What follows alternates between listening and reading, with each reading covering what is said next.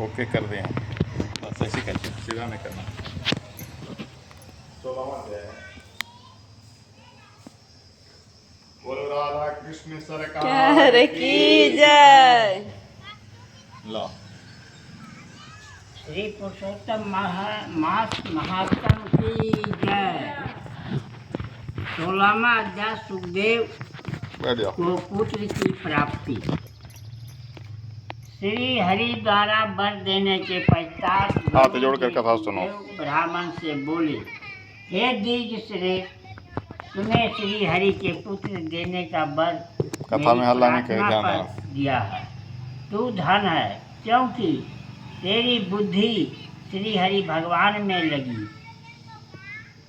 तत्पश्चात श्री हरि भगवान अत्युत्तम वर दे गरुड़ पर चढ़ तत्काल अपने स्थान को गए और सुखदेव भी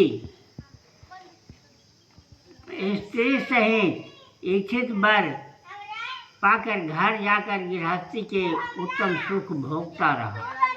कुछ काल बीतने पर गौतमी गर्भवती हुई।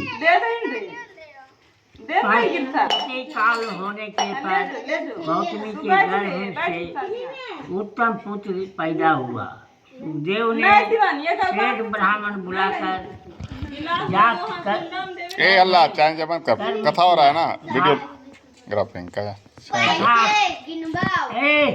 अल्लाह चलिए अब कथा करते हैं, हम डांट रहे हैं सबको। अरे कथा हो रही, चलो। बुलाकर जात कर्म किया तथा स्नान कर आचकों को बहुत दान दिया। शरद पूनों के चंद्रमा के समान क्रांति वाला तथा सुखदेव जी के समान तेजस्वी बालक का नाम सुखदेव रखा गया। यह शुक्ल पक्ष के चंद्रमा के समान बढ़ता गया। वैदिक संस्कार को प्राप्त हो ब्रह्मचारी बनकर सुख कुमार वेद पढ़ने को गया। वह श्रेष्ठ बुद्धि से गुरु जी को प्रसन्न एवं आनंदित कर एक बार कहने से ही सब विद्या पढ़ लिया। वाल्मीकि बोले, एक बार जब वहाँ देवल मुनि आए तो उनको देख सुखदेव ने हर्ष से नमस्कार दंडवत किया और विधि से अर्घ्य पादादि से पूजन कर आसन बिछाया।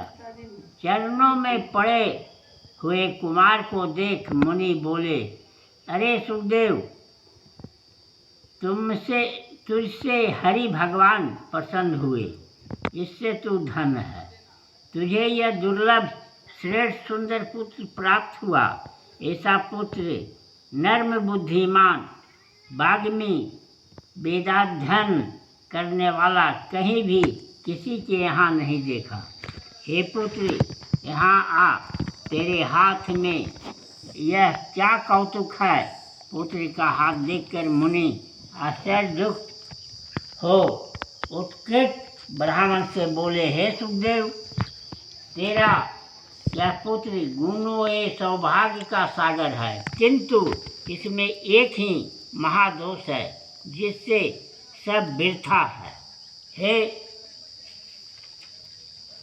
हे सुखदेव, यह पुत्र 11वें वर्ष में जल में डूबकर मरेगा। देवल मुनि तो ऐसा कह ब्रह्मलोक को गए और सुखदेव मुनि के वचन स्मरण करते हुए बहुत देर तक दुखी रहे। फिर गौतमी धीरज धर पुत्र को गोदी में ले प्रेम से मुख चूम पाती से बोली, हे दिग्राज, होने वाली वस्तु में भय नहीं करना चाहिए। क्या राजा नल रामचंद्र जी युधिष्ठिर को दुख नहीं हुए? अंत नर श्रेष्ठ जो होने वाला है सो तो होगा ही। अंत हे नाथ, उठो, तुम शरणागत होकर जीवों की रक्षा निर्वाण पद देने वाले सनातन हरि को भजो। तब अपनी स्त्री के ऐसे वचन सुन हृदय में हरि के चरण कमल को ध्यान कर सूत से उत्पन्न दुख से वह तत्काल छूट गया। प्रेम से बोले पुरुषोत्तम मास की जय, वृंदावन बिहारी लाल लाल की जय।